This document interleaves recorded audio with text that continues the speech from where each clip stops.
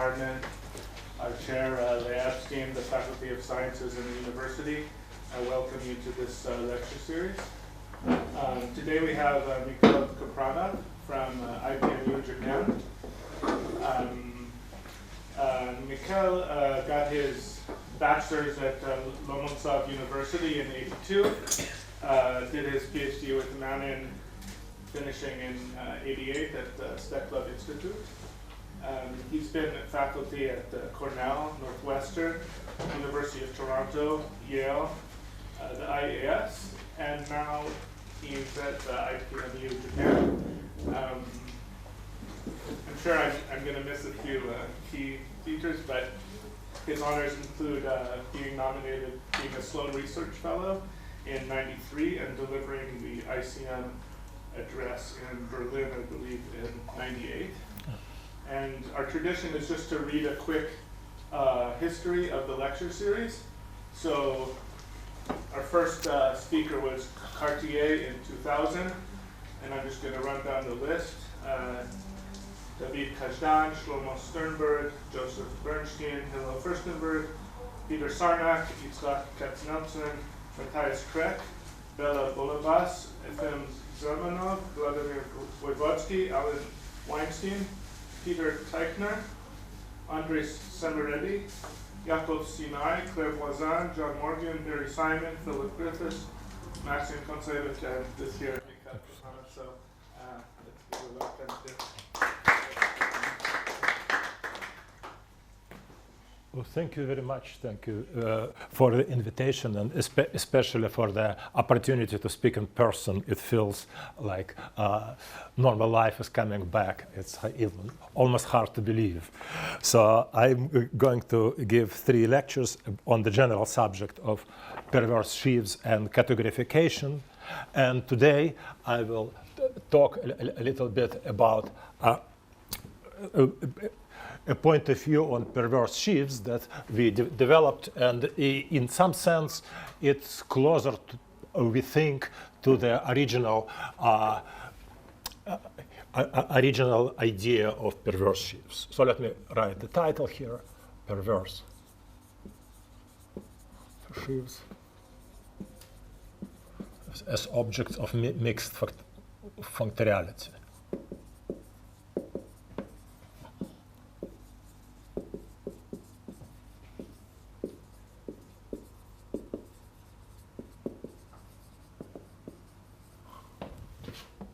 So that would be the title. And I'll start by sort of saying a few informal words on how should we look at this subject. It's a very classical subject, perverse sheaves. So what we want, so me and my colleagues and collaborators want to add is some kind of maybe idiosyncratic, but maybe useful point of view on those. So let me start just writing briefly what are they informally, and why are we interested in this.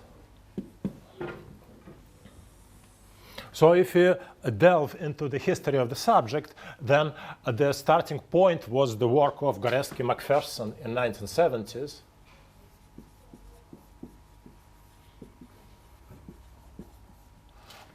McPherson. I think 1977. Is a theory of intersection homology. Section.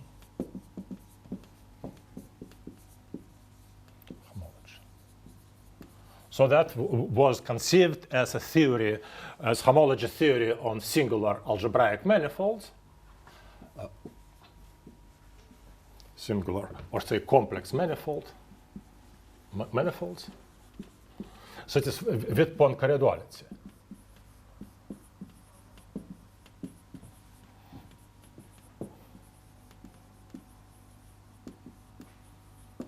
So this point of view on Poincare duality, it puts it in between homology and cohomology.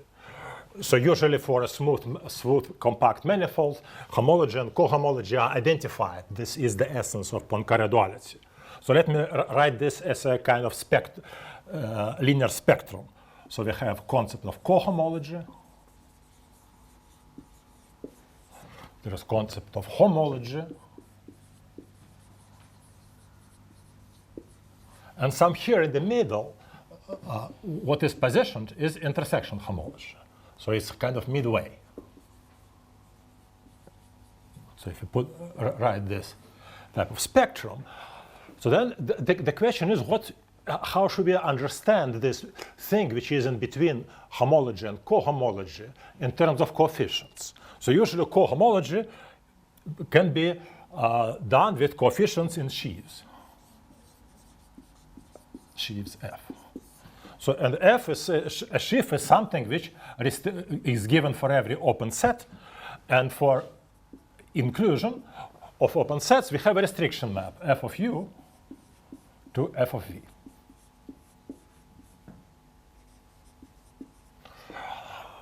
Now, homology, we can say formally that it is dual, so it is given by co-sheaves. One can make up this concept. It is not hard to work it out, and this has been done.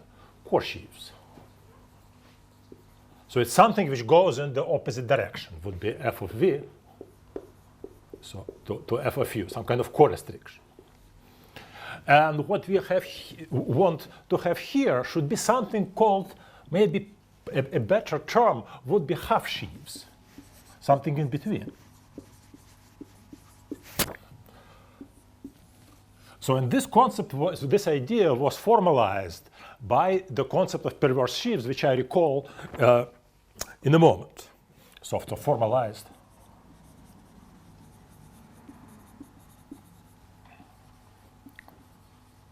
Perverse. So now, what are like good examples of sheaves and co-sheaves? Well, so here, for example, example of a sheaf is given by functions. Functions on a big set restricts to a function of a small set. Function on the other hand, homology, sorry, co-sheaves. An example of a co-sheaf is given by distributions.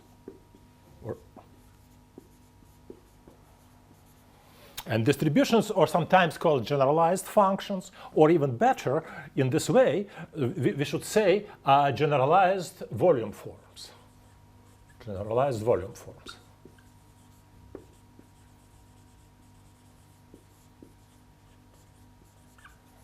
So then the corresponding object in between would be something like half densities or half forms.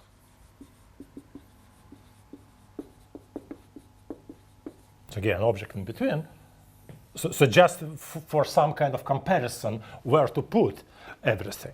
So of course, such concepts are very important. So sometimes they denoted, the sheaf of half densities is denoted by square root of volume, or sometimes the square root of canonical class, sometimes spin structure.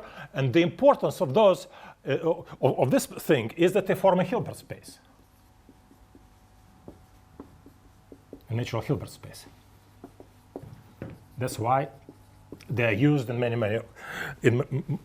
many areas. So one can say that what we really want to study is somehow sheaf theoretic analog of half densities, something in between functions and distributions, functions and volume forms. So this is simply an informal placement, this in the spectrum of concepts.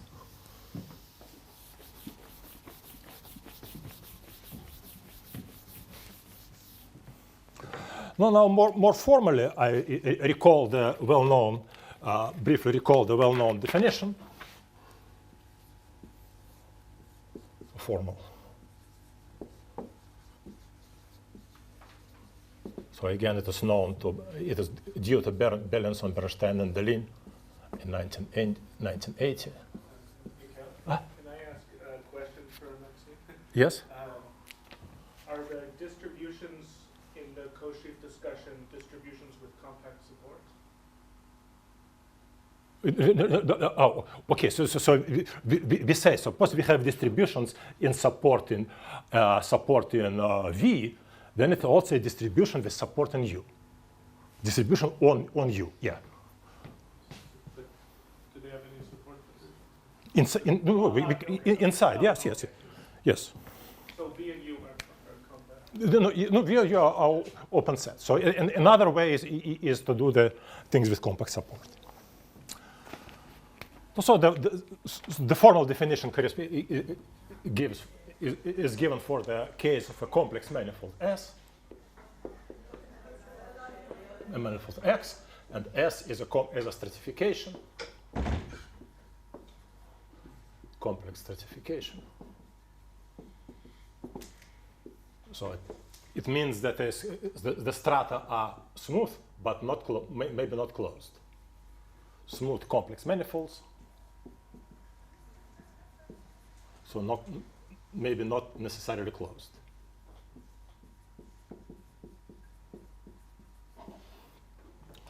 So this is a stratified complex manifold.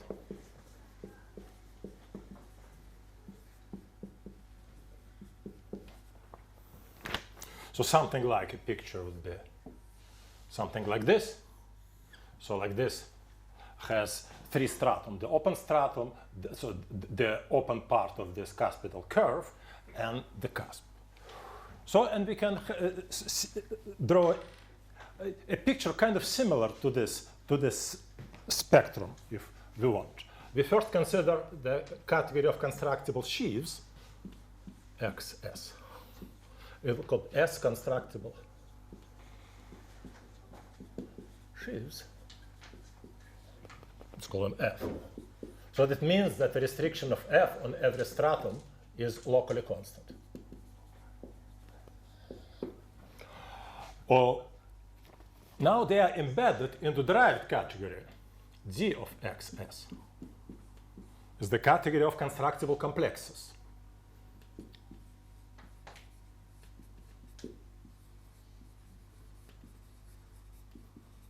Complexes of sheaves, so something like this would be F minus 1, F0, F1, and so on, with the differential satisfying d squared equals 0. And the complex being constructible means that homology sheaves are constructible. F, constructible. So now in this category there is a duality called the Verdier duality.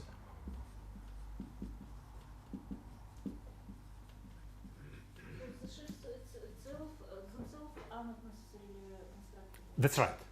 That's right. For example, we have a complex like, say, Daram resolution of the constant sheaf. So it's a constructible complex, but yes. So this duality, it doesn't preserve sheaves. And if we apply it to the category of sheaves, that is, let me write it like this, star of sheaves of XS. And then can be also understood as category of constructible core-sheaves. So if you make sense of core-sheaves, that the duality would interchange them. And again, to connect with this diagram, there is the category of certain invariant subcategory of perverse sheaves, perv XS, inside here, which would be invariant under the duality. So in this way, indeed, the perverse sheaves are somehow positioned in the middle in self-dual position with respect to this duality. But so maybe I'll just say a few words about more geometric definition. More geometric definition would be so this per XS defined by conditions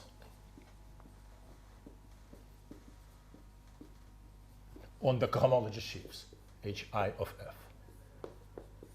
So if you had an actual sheaf, it would mean that this has only one cohomology sheaf in degree 0 and nothing else. But here the condition is sort of they die out in a prescribed way, meaning that the 0 cohomology sheaf sits on dimension 0. So it maybe sits as individual points. The cohomology in degree -1 sits on dimension less, on the complex dimension, less or equal than 1. So on something like this. Sheaf with degree -2 on dim C less than 2. So on something like this. And dual conditions. And another set of conditions which is dual. Another set, which I'll skip here. Another dual.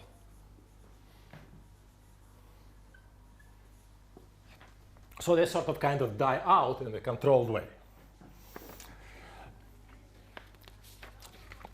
So somehow they behave like sheaves. They form an abelian category, but the definition is given in terms of derived category, in terms of the category of complexes. So an old dream of people who worked in category of perverse sheaves was, and still is, old dream is give a definition without derived categories.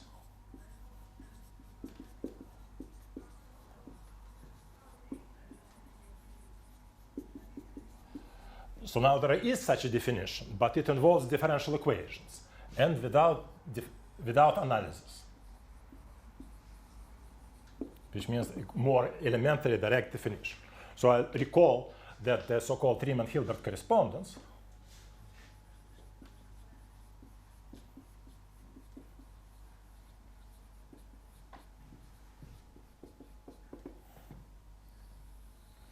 it identifies the category of perverse sheaves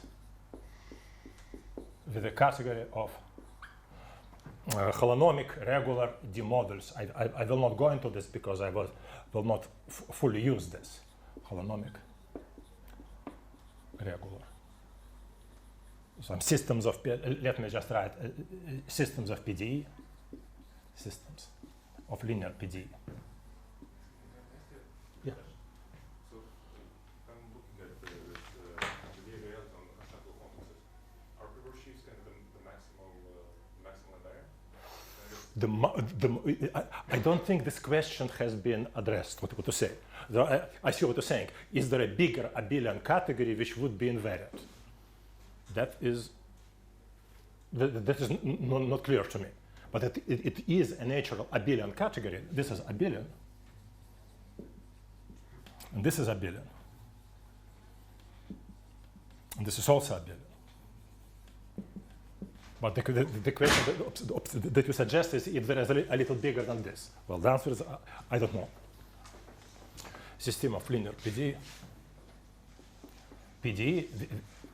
with conditions on with characteristic variety controlled by the stratification.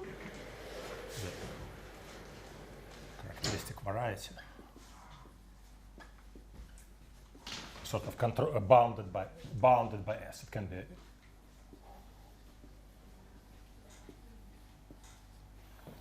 So that's a transcendental description, and one would like to have something more direct. And there are several reasons for to do this, and let me consider one example. So characteristic variety. Bounded. Well, it means that its characteristic variety, the Lagrangian, would be a Lagrangian variety, which will contained in the union of conormal bundles to the strata, like this. That's what people usually say.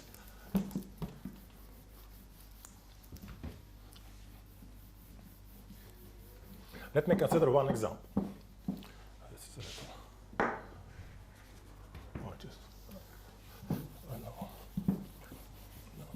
Okay, that's actually not so bad.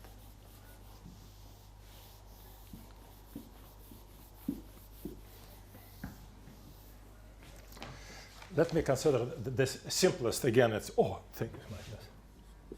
Example. Consider perverse sheaves on the complex line with one possible singularity at 0. It means the stratification consists of one point and the complement.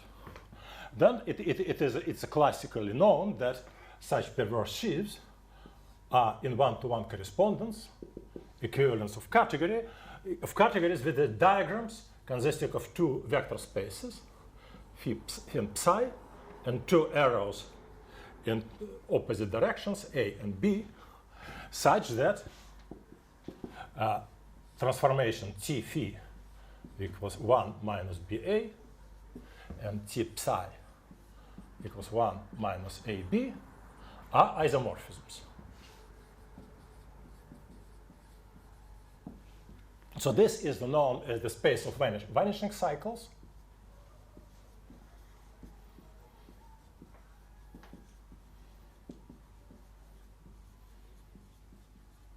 And this is known as the space of nearby cycles. Or simply the stock of the sheaf at nearby points.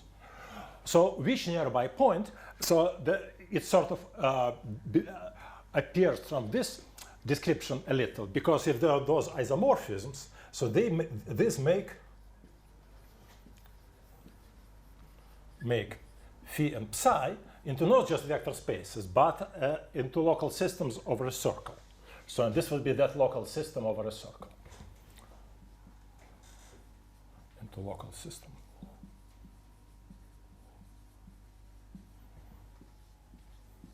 On S1. So now I want to, so first of all, in this classical description, there is no derived categories. There are just two vector spaces. So it's a much more manageable object. And I want to present a different point of view, which we understood with Vadim Shechtman. Let me mark it's an exercise. It's not completely trivial, but not very hard either. That such data. Can I ask a quick question? Yes. Just the fact that this non-algebraic S1 appeared, is it like, are you restricting them to S1? To view them as local systems on S1? Or? At some point, it will become it becomes useful to view them as systems of S1. If you do it like this, you fix some rigidity, you fix some extra structure, and you just get vector spaces.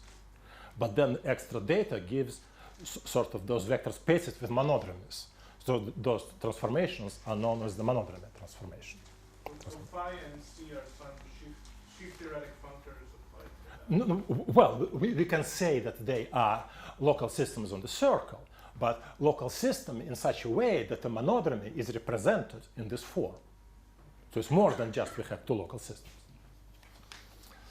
So, and the exercise is that such data are in one-to-one correspondence with commutative diagrams. I want to rewrite this in a possibly slightly more appealing way. Diagram of 9 terms. So please bear with me, and I write minus plus e 0 plus e plus plus e 0 e minus 0 e 0 0 e plus 0 e minus minus e 0 minus e plus minus, and it will go like this. So here it will go from inside out, and here it will go inwards.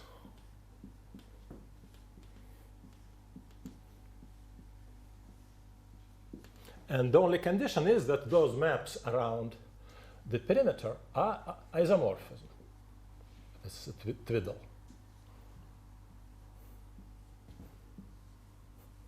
Sorry about that. This is.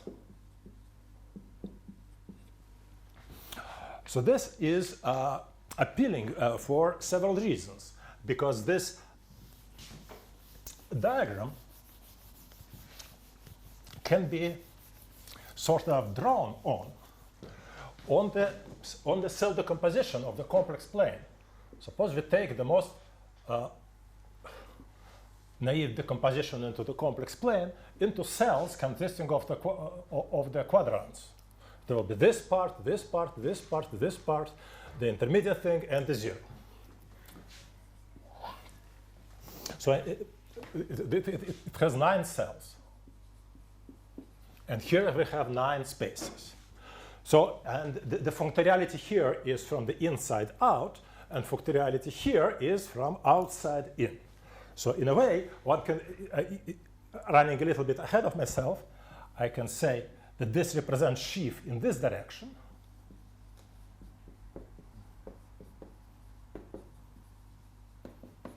And here I draw and say score sheaf in this direction. So I'll explain why it's a sheaf and co-sheaf, but one can see 2 different types of functorialities. So in my message today is that we should look at perverse sheaves as data which are sheaves in the real direction and co-sheaves in imaginary direction. So sort of the thesis that perverse sheaves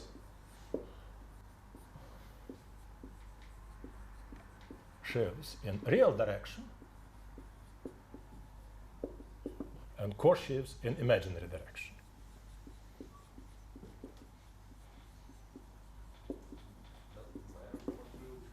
No, it doesn't, because we can switch, and that would correspond to Verdier duality. Yeah. So again, in order to make this more precise, even this interpretation, let me recall again classical point of view on sheaves on spaces with a cell decomposition.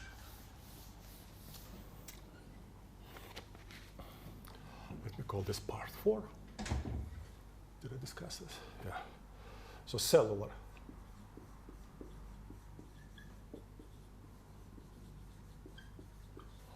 shapes. Well, again, suppose we have a similar stratification X and stratification X, which will be union of U alpha, which are cells, which is cells are isomorphic to some open disk. So, for example, this is stratification, or the real line is divided into 3 things: 0, R plus, and R minus. So this is not the same as CW complex, because we don't require that the closure of the cell is necessarily a cell. Then we can consider the cellular sheaves. N is not fixed. What? N is not fixed. N. Yeah, not fixed. Yeah, some. Yeah. Yeah, so usually in the courses of topology, people speak about CW complexes, and one may think that that's all we need. But some natural examples, they look like this. This is not a CW complex, and this is not a CW complex. Still, it's a cell decomposition into cells. So we consider a space of cellular sheaves, again, sort of S constructible or S constructible, which means that F restricted to any cell, U alpha is either locally, we can say locally constant, but it means that it's constant.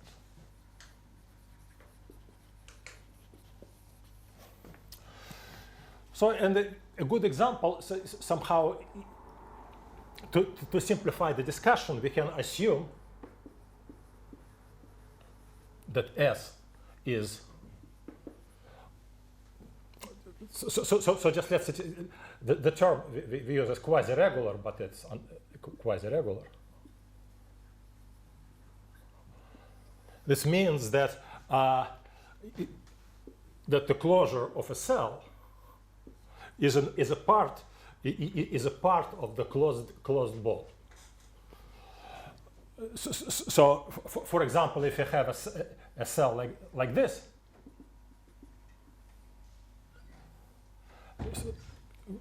we may have cell decomposition when this is included and this is not, and this is okay. But for example, this is also a cell decomposition, and this is not okay.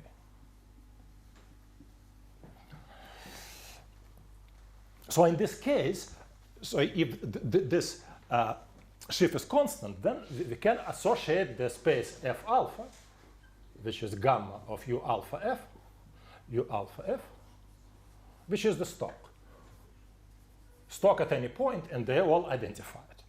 What really happens here is when one cell U beta is inside the closure of U alpha, then we have a well-defined generalization map, gamma, I don't know, to beta alpha, from F beta to F alpha.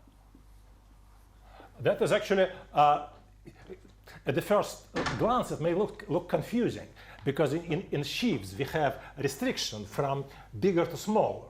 But now I'm saying that on the level of stocks, it goes the other way, from smaller to bigger. And that's called generalization map.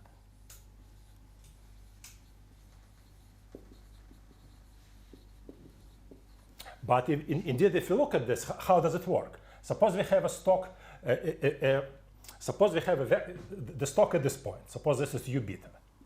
Suppose that this is U alpha. So then the stock is really the space of sections on a small neighborhood of this point. But if it's sections of the small neighborhood, we can restrict to this part. And then because the sheaf is constant everywhere, we get a vector in the space of sections on the bigger one. So it's a so-called generalization map rather than restriction. Can I ask just, Yeah. how do you see the real and imaginary thesis directions from the stratification? No, what I'm saying that in some cases that I will explain, so this works perfectly. Okay. In other cases, it has to be done.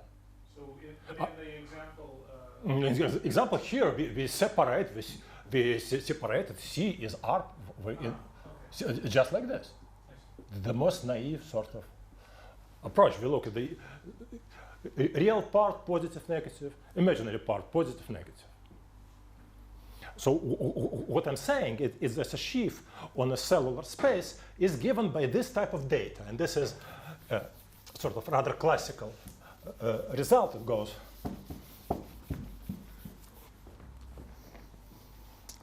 so it's a classical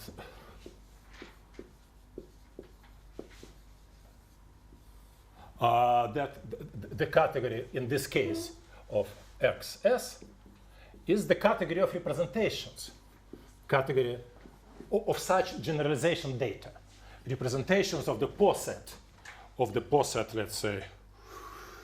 So let me just introduce the notation. There's alpha in A, so this will be the label set of the cell decomposition, a representation of the set A ordered by the cell inclusion to the category of vector space.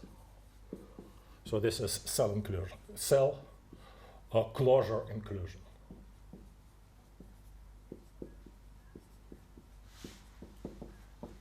So category of such generalization data satisfying transitivity, nothing more, nothing else.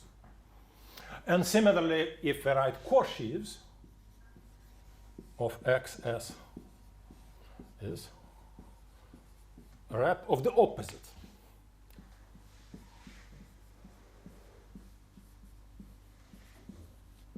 So for core sheaves, we'll have not generalization, but specialization.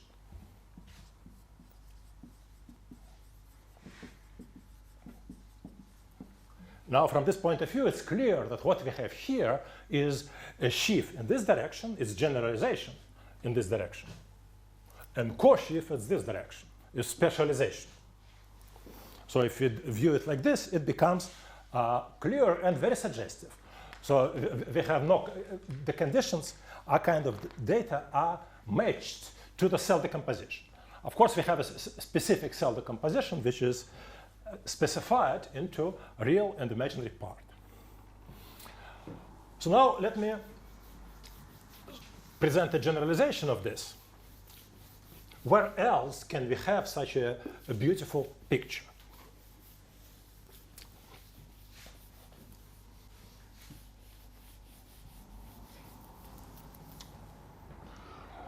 Let me call this part 5. let me call them the genus sheaves. Genus sheaves. So genus is supposed to be the deity and which kind of looks backwards and forwards. So let's consider in the case of hyperplane arrangements.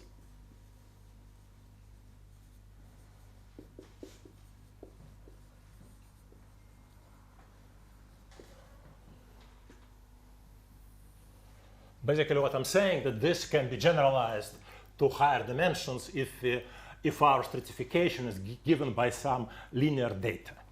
So let me describe those linear data. We have real space Rn inside H, which is an arrangement of linear hyperplanes.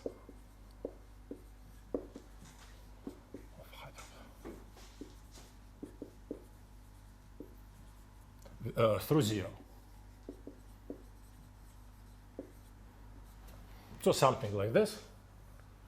So that would be Rn now, it's not a complex plane. Something like this. So, and then we have a complexification of this arrangement in Cn, complexification. The same hyperplane is just complexified. And we have a stratification, let's call it S0. It's a stratification by the flats of these complexified arrangements. Stratification.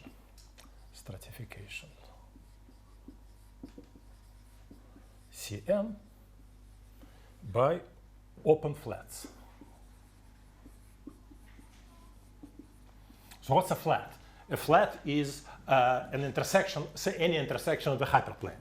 So we take L, which is intersection of H belonging to some subset I inside script H, HC, and subtract, so this is a flat, minus all subflats.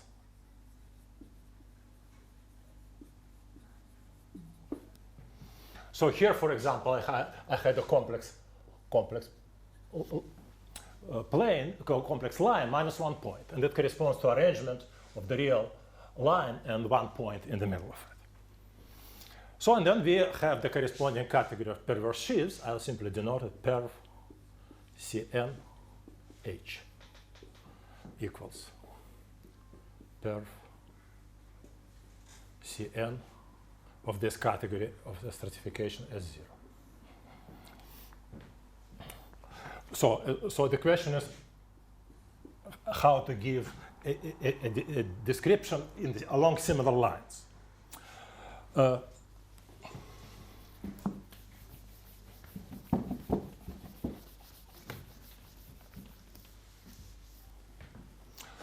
So again, we can use some polyhedral geometry of the real part. So if you have in the real space, this is subdivided into faces. So all the possible things like this cone, for instance, open cone, this open half line, this point. So here we have 13 faces. So and in general, I call it C is the set of faces. Faces of H and Rn. And that's an example of a cell decomposition.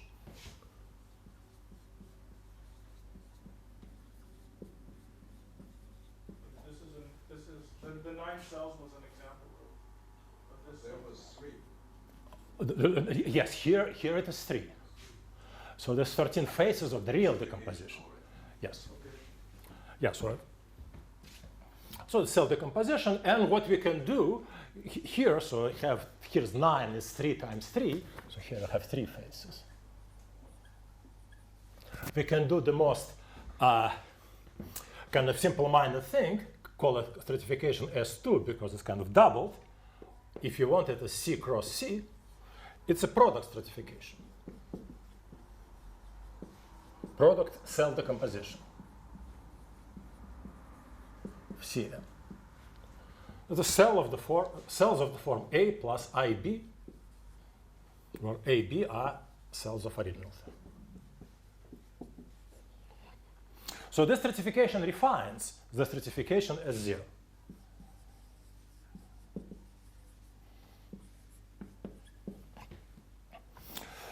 So the partial order here, because it's a product, it splits into two. Splits into horizontal, let's be called inequality prime, and inequality second, horizontal and vertical. So in one more combinatorial term, let's call it anodyne equality. Let's call it inequality anodyne inequality. So it's inclusion of cells. So when we are in the same stratum, in the same complex stratum, when in same S0 stratum. It's not hard to say it completely combinatorially in terms of the pairs of cells. Then again, if you want, say, ordinary sheaves with respect to this stratification, it's simply representation of this pose set.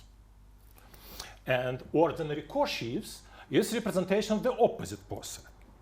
The category of S0 constructible sheaves would be representations which take such inequalities to isomorphisms.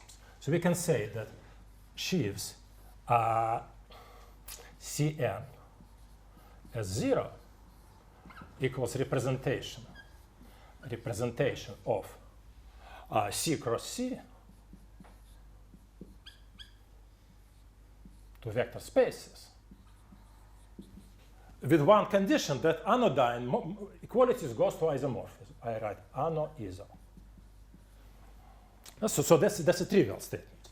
And co-sheaves would be the opposite thing. So this example of anodyne inequalities we can see here, because, for example, inclusion of this cell into this cell, it still lives in the same stratum. So all of those things around the perimeter correspond to anodyne inclusions. That's just Yeah. the phi and the c from before. Is it just E00 and Not really. So this is more or less phi plus psi, and this is psi.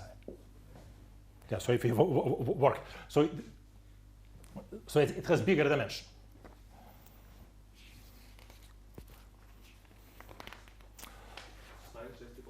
Huh? What side? Oh, no, I said that E00 is, so in the identification with the phi psi description, E00 would be phi plus psi, and all of those, which are all identified with each other, would be psi.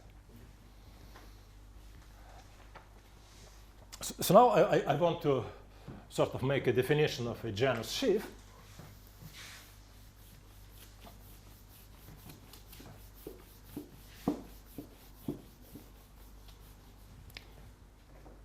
Definition.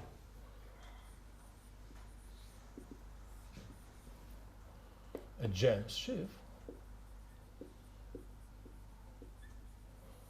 So we borrowed this terminology from slightly different context when it was used by Teimuraz Pirashvili. We do not invent it. But we find it sort of suggestive. Sheaf of a diagram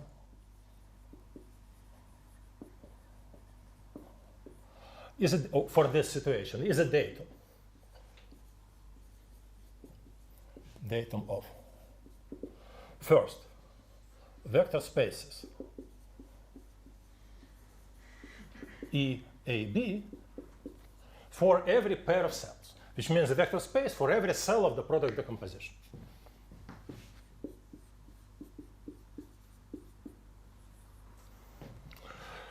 So, and then the generalization map from, say, from EAB to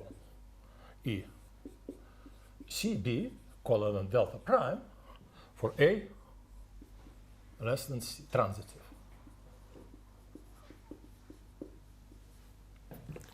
Then with respect to the second argument, it goes in the other direction.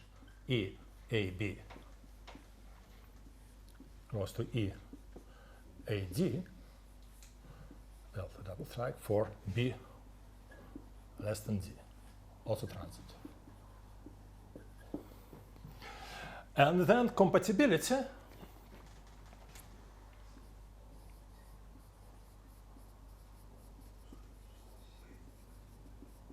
So this is, what's written here is just the direct generalization of this diagram here. And compatibility means that the diagram is commutative. The whole thing is commutative. Whole thing commutes.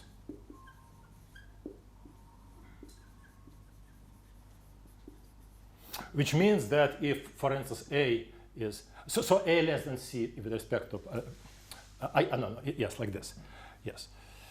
For A less than C and B less than D, then we have a commutative square. I won't draw it, it's exactly like this.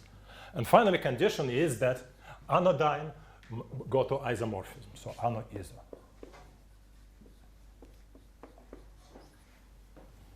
So and then our theorem with Vadim Shachtman is that the category of perverse sheaves with respect to this arrangement is equivalent to the category of such genus sheaves. So the category C here would just be minus, plus, and 0. I mean, Yes, three faces, yes. So C as a poset would be, so 0, less than plus, and minus. Yeah.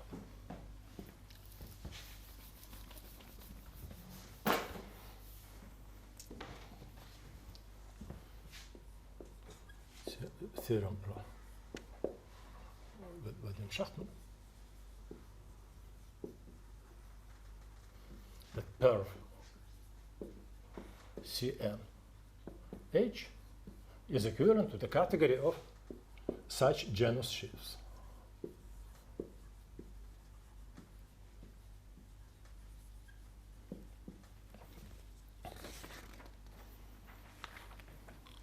That was one example, and let me consider another example, which seems not far removed, but on the other hand, it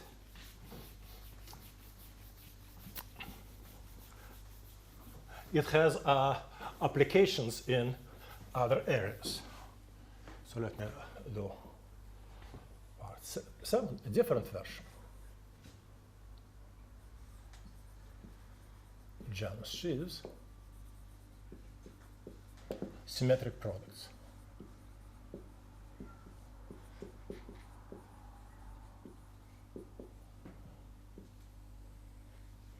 So we consider the symmetric product of the complex line, which is the quotient of Cn by Sn, and it's a classical, very classical space. It can be seen as the space of monic polynomials.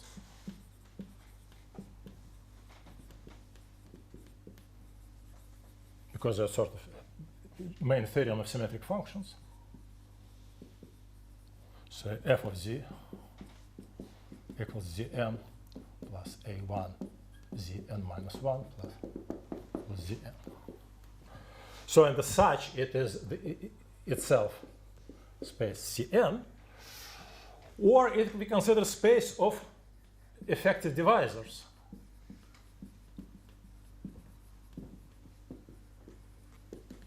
Divisors D, which is a formal combination, formal integer combinations of point and z times z, z and c, when n, z are non-negative integers, almost all equal 0, and sum n z equals n. So it has natural stratification. Or one can say stratification by multiplicity.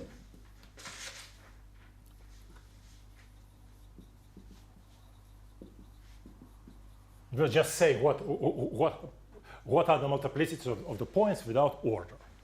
Or we can say by singularity of the discriminant divisor. So here we have discriminant divisors, that variety of f for which the discriminant of f equals 0. It is some kind of picture of which I was drawn already, something like this. So by singularities of this divisor. So the general part is when all the roots are distinct, this when exactly two roots coincide, and so on. So by partitions. So it is related to, the case of Cn, but presents new phenomena. And I want to discuss this new phenomena.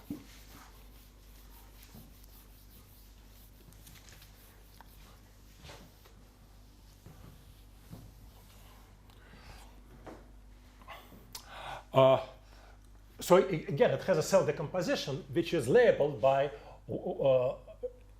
object we call contingency matrices, borrowing the terminology from statistics. Contingency matrices of content n. So it is the set of such I denote. So I'll first introduce the notation and then explain what it is. It's a Cm n, which is disjoint union of Cmn of size pq. So it consists of p cross. So this is a set of p times psi times q matrices. Something like m equals m11, m1q, mp1, mpq. Well, mij are non-negative integers. Sum mij equals n. And the only condition is that there is no zero or column of entire, no row or column of identical zeros. No zero row or column. So they label a cell decomposition of this space.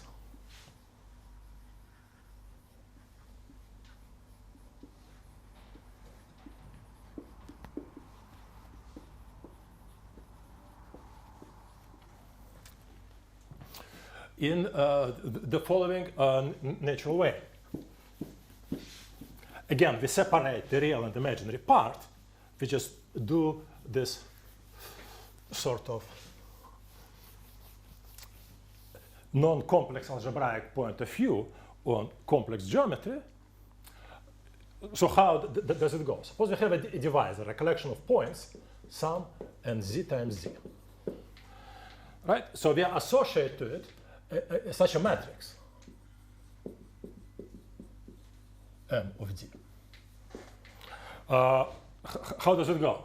Well, let's separate real and imaginary part, and let's point all the real parts of those points for which nz is non-zero, and all the imaginary parts. So suppose this would be x1, x2, xp, and this would be y1, y2, yq. So xi equals real part of those z for which nz not equal to 0. And yi, also x nu equals imaginary part. Yeah, then we sort of have our matrix built for us, because we have this grid and our points can be only in these positions. So for instance, what would be, suppose this is xi and this is yj. So we have this point, and what is the multiplicity? So we have m of d, or let's say mu nu. So this is, yeah, okay, let me write. Ij equals n corresponding to xi plus square root of minus 1 yj. Why is P different from Q? Well, who knows? It's just we have just a bunch of points in the plane. Okay. Or it may happen that some of them maybe just arranged like this, Okay. and maybe some of them are arranged like this. We have all possibilities. So, and if we say now, let's call it um, a set of d for which m of d equals m. So now if you think, we see that this is actually a cell, because if you know exact multiplicities, the freedom is just to stretch this a little and stretch those a little, and that's a contractible thing. So we get an interesting cell decomposition of this configuration space. So it has partial order. Again, call it S2. So S2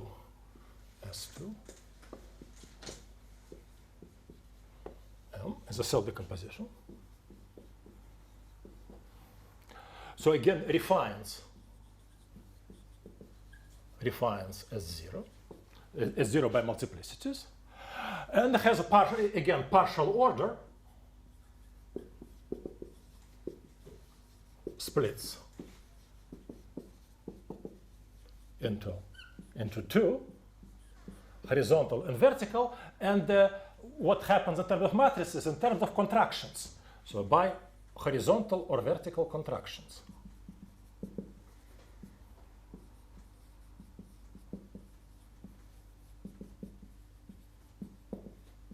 What is contraction is, suppose I have a matrix and I want to sum several rows, or several columns, which are next to each other.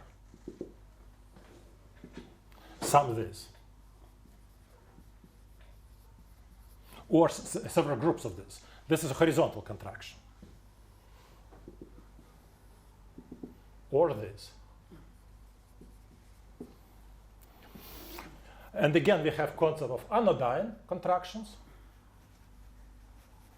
And it's very easy to say what is anodyne. So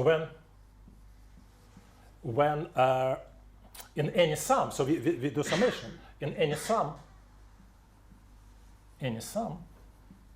only at most one non-zero summand.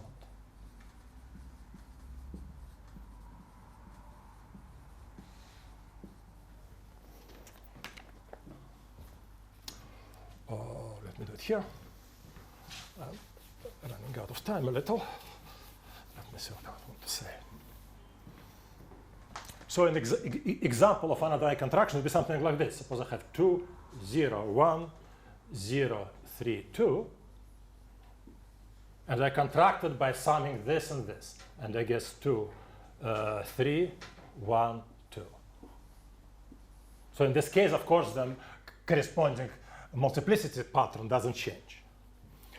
So we have a new definition of Janus sheaves.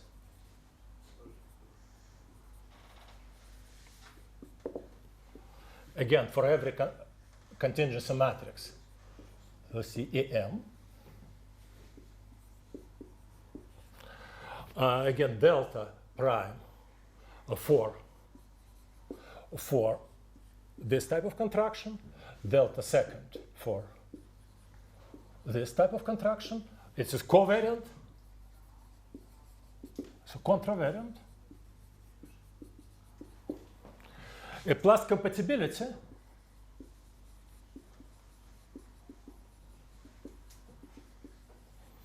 is when you have, so now compatibility would be a little more interesting if I have M is greater in double sense N and less in this P, then we have something like delta prime NP, which means from N to P, delta second from M to N would be sum over M as equal to Q P.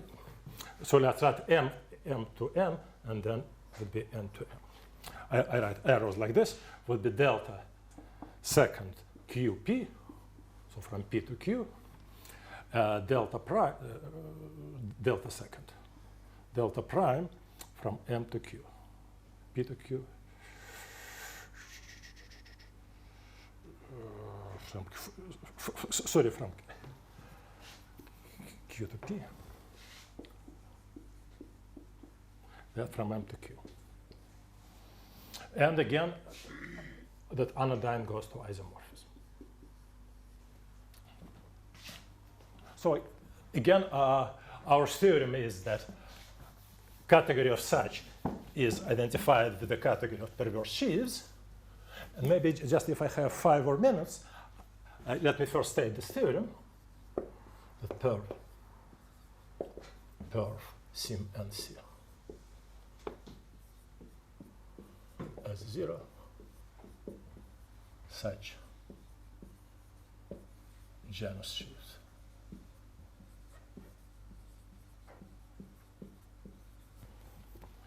So let me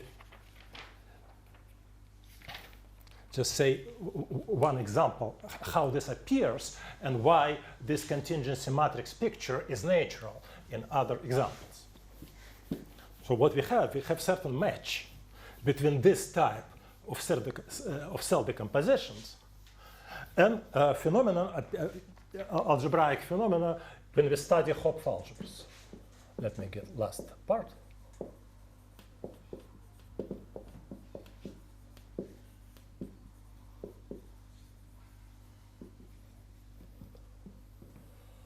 So over a field K, we consider algebra graded by non-negative integers, with the zero part being the field. So Hopf algebra, so there is multiplication mu m n from a m tensor a n to a m plus n, and the delta m n from a m plus n to a m tensor a n. And we assume that a0 is a unit and the co-unit. So it means that mu 0n equals mu n0 equals identity. And delta 0n equals delta n0 equals the identity. Sorry, is delta just a restriction? So it's No, it's co-multiplication, yeah. We have a graded Hopf algebra. but the multiplication just goes to sum of all possible. No, yes, but it's the components.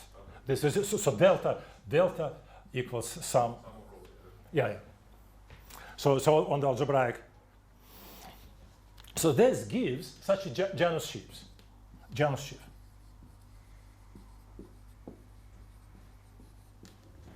On each symmetric product.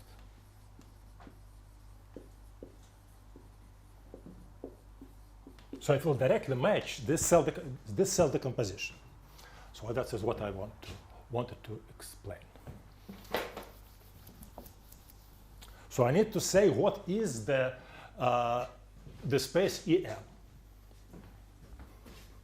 Well, say that EM is simply the tensor product of graded components corresponding to all the matrix elements.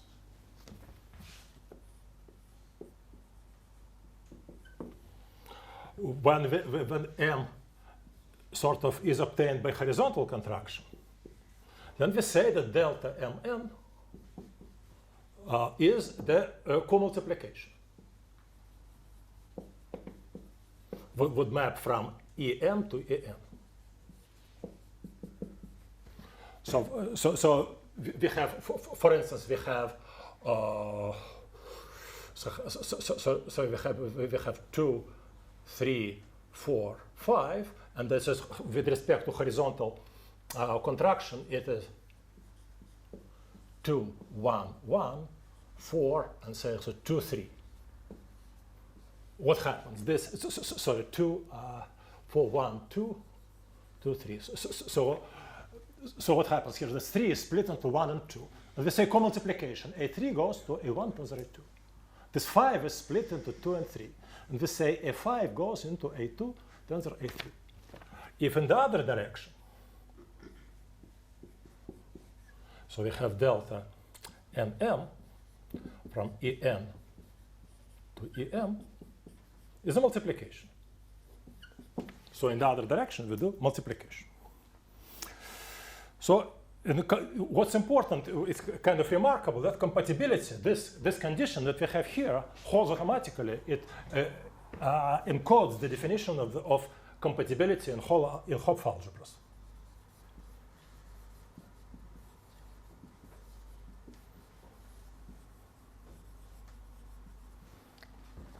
For example, let me just give an example of a well-known formula in the theory of Hopf algebras, which involves such contingency matrices. For example, I write AP tensor AQ, and I multiply by mu into AP plus Q. And then I co-multiply by delta, by split it in a different way, mu PQ to RS. Go to IAR, tensor AS. So what's the composition? So composition is equal, if you write it down by using, it will be sum over certain contingency matrices. M11, M12, M21, M22, with 2 by 2 contingency matrices, which will sum here to PQ, and sum here to RS. So P plus Q should be equal to R plus S. And here we just write in an opposite way. So it's delta of mu, and I write here. So I write mu, if I'm correct, mu M11, M12, mu M21, M22, composed to delta M11, M21, tensor delta M12, M22. So it is just standard reformulation. So contingency matrices, they appear in theory of Hopf algebras directly. And if you do it like this, we get an example of such a Janus sheaf. So to finish, I want to say that in this case, we get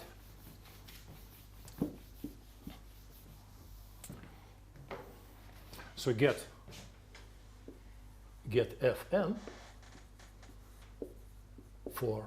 for each n and per sim nc. And so our theorem is that Fn is what's called the collection of Fn is factorizable. Sorry, what's Fn in the, how do you say that in this whole algebra? So what? Okay, so we get a Fn which corresponds to the collection of En by a previous theorem. All right, so it's just two cases. M is a continuous. For all of them, for all of them, if you do that, we get a perverse sheaf. For every symmetric product, we say our theorem is first that is factorizable, which means that that if you have two for disjoint U1 and U2, C will we have something like this. We have, say, symmetric power P plus Q of U1 disjoint U2 would be one of the component would be sim P of U1 times sim Q of U2. And then the statement is that if you restrict F P plus Q to this, will be canonically identified with Fp to sim P U1.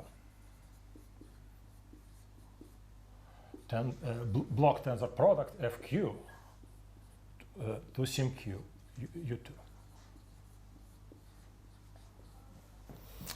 And then this is, so it's the first part, and so all factorizable perverse sheaves are obtained in this way.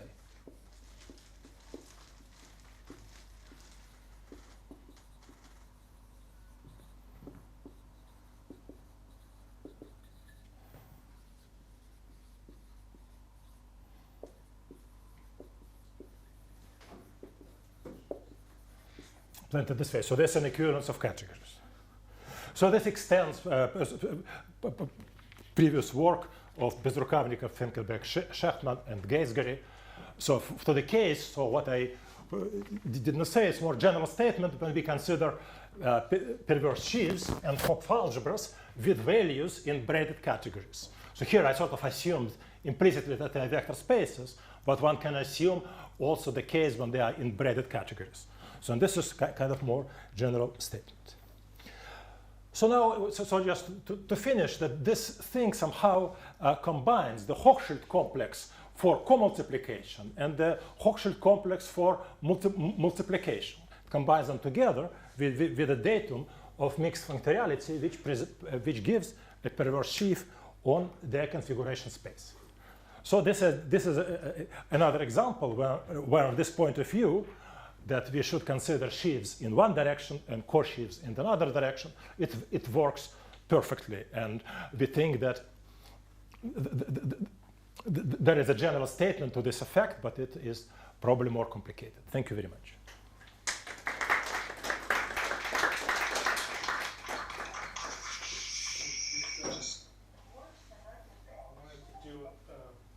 Question from Maxine from Savage. Okay. Maxine?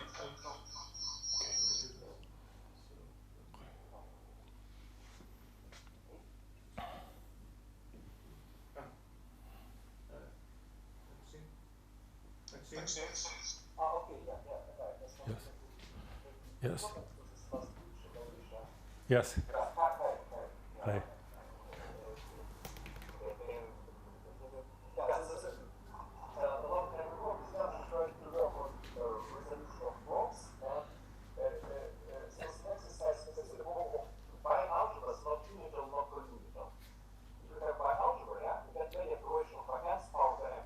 Yes, yes, yes, yes. And there was a question which is not yet solved. Kind of generators should be labeled by pair of pairs of integers, but explicit information is not known.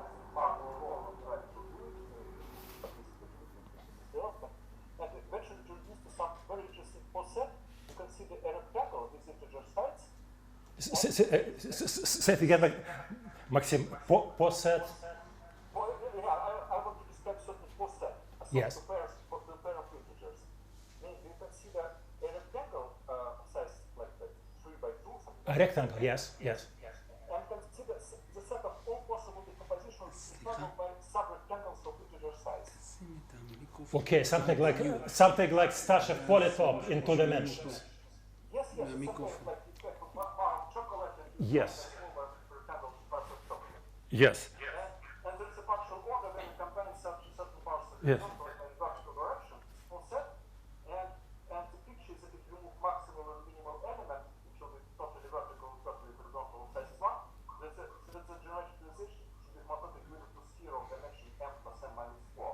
Mm-hmm. The question to find explicit solution to find explicit exactly to find explicit fundamental classes of this very dimensional. So, yeah. Yeah, well, yes. And the whole picture also relates something with 3 dimensions. Yeah, you can, like you mentioned, pre-compute, and you cut from one side by some horizontal pieces, but not to very end. Okay. Vertical pieces. There's also a very long story, maybe I don't want to go now. Yes. Okay, yeah, I remember you said something. Yes, I still don't understand. Oh, one thing, Maxim. What I remember recently, there was a work of Nathaniel Botman to something. You may know him, that work. No. Nathaniel Botman. Yes, like Raoul Bot, but Botman. Yes, it's something similar, like two-dimensional associahedra. He has a couple of papers on the internet. Yes, so it may be the same, maybe not exactly, but again, I need to think of what you're saying. Yeah. Yeah, thank you.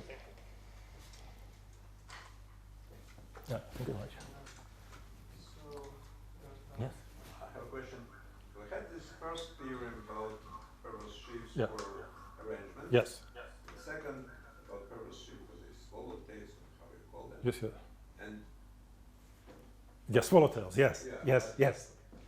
There is a relation, but the relation, but it separate theorems? no, it is related, but not sort of. You see, of course.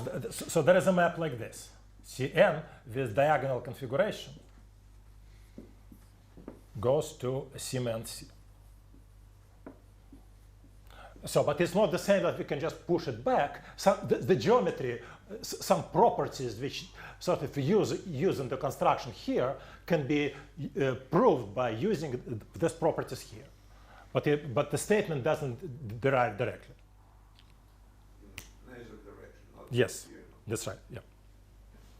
So you can say that you can pull back, and there will be some equivariance. So there is a symmetry group action here. There are a few different versions. We consider equivariant things equivalent with respect to the symmetric group, but it's not the same as perverse sheaves here. In particular, it's not the same as what we get from a Hopf algebra. But of course, yes. How general is the story? So can you replace CM by more general complex manifolds and stratification by something other than? What we think is that there should be a class of certain product open sets which is well adjusted to the stratification. We can consider local decompositions into real and imaginary parts, which is well adjusted to the stratification. So here we have a global decomposition into real and imaginary parts. Yeah, so what we think is there should be like... Something like that work for any complex manifold? We think that yes.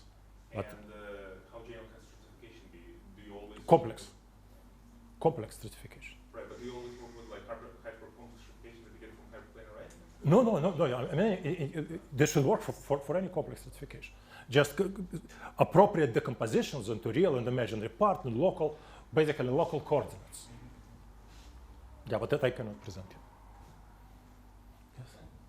Sometimes a Hopf algebra is taken and categorified by taking it as the Grothendieck ring of perverse sheaves. So the question is, does it categorization? Is there some kind of two categorization? So what really happens is that then the corresponding categories of perverse sheaves, they form something extra. So like there is a sort of categorical version of a Hopf algebra, which is that would correspond to categorification of perverse sheaves, of which I will talk tomorrow. Yeah. Yes. Okay, so I guess let's thank the speaker again, and we'll resume